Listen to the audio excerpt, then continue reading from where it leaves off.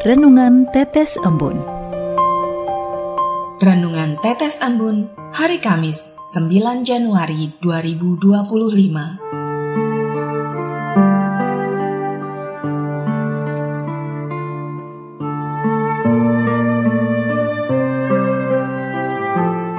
Bermental baja seperti Kristus.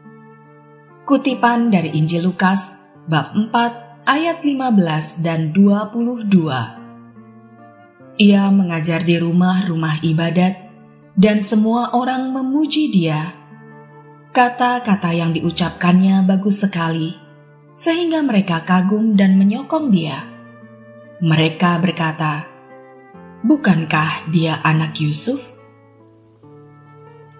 Sobat Katolikana, di suatu pagi di teras rumah, sepasang suami istri tampak berbincang akrab. "Petang nanti kita hadir yuk Bu, kan ada pertemuan lingkungan dan akan ada Pak Simon yang jadi pengajarnya," ajak si bapak kepada istrinya. Si ibu hanya tersenyum. "Lah, mengapa kita harus hadir?" tanyanya dengan nada agak ragu. Si bapak dengan nada meyakinkan menjawab, "Ibu ini gimana sih? Pak Simon itu cerita-ceritanya pasti selalu menarik untuk didengarkan."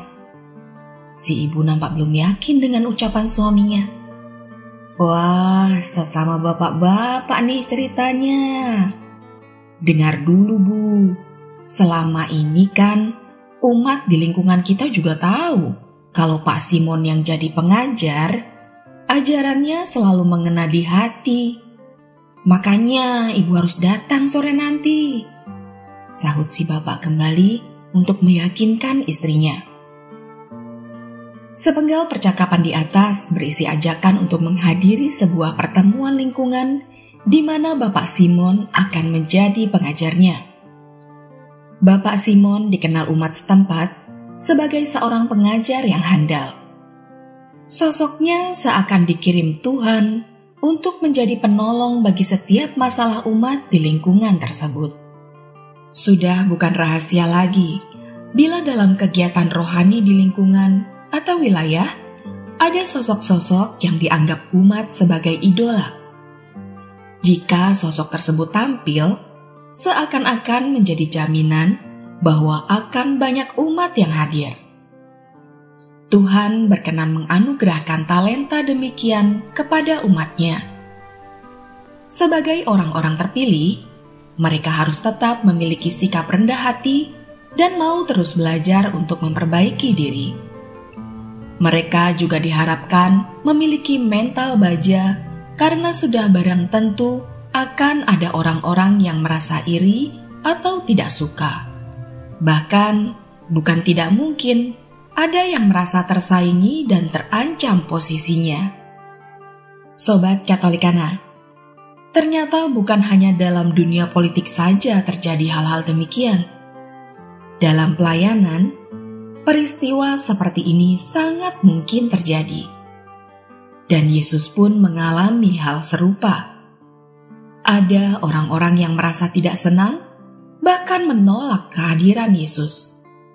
Dalam Injil Lukas bab 4 ayat 22 tertulis, kata-kata yang diucapkannya bagus sekali sehingga mereka kagum dan menyokong dia.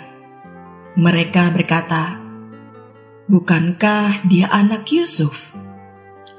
Mereka mencemooh dan merendahkan Yesus yang hanya merupakan anak seorang tukang kayu. Namun Yesus tidak peduli dengan segala reaksi negatif tersebut.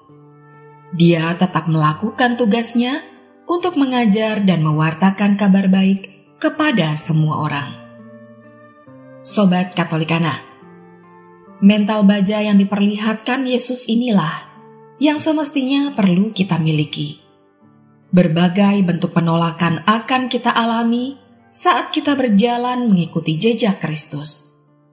Kali ini, Yesus memperlihatkan kepada kita bahwa Dia pun mengalami penolakan, tetapi Dia tidak menyerah.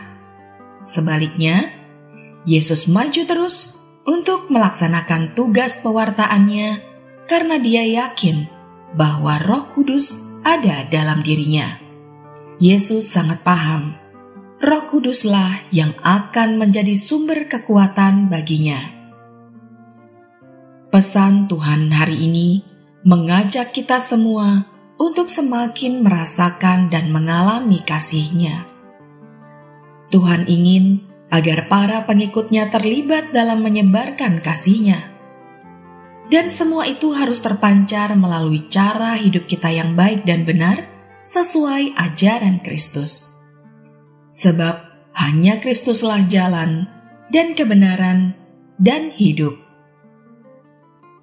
Marilah berdoa. Dalam nama Bapa dan Putra dan Roh Kudus, amin.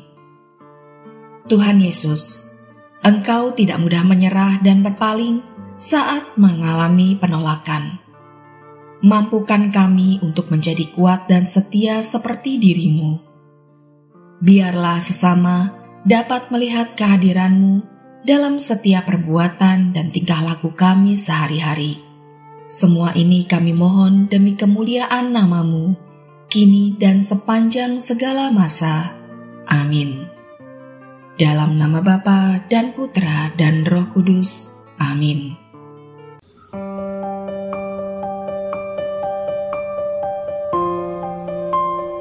Demikian Anda telah mendengarkan Tetes Embun yang dipersembahkan oleh Radio Katolikana.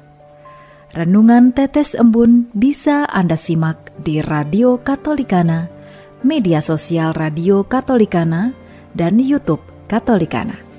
Terima kasih dan sampai jumpa.